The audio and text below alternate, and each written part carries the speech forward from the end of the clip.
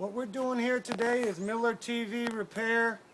We had this tube go out in this TV, and we're going to try and find out what's going on. We're going to fix it.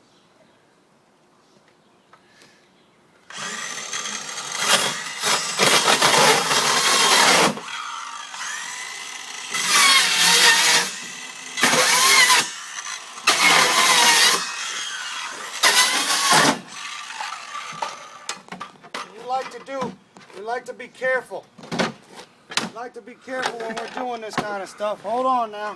Don't get too close, home son. Every time we fix a TV, we always get it back to the customer in good working order.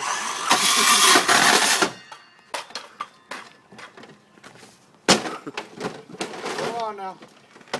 We almost got it.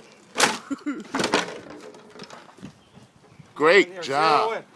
What happened here was we had a little explosion, and I can see exactly what did it. This gidget right here.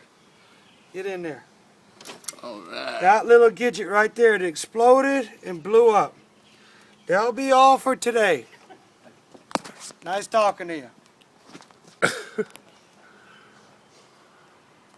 the hell blew up in this thing?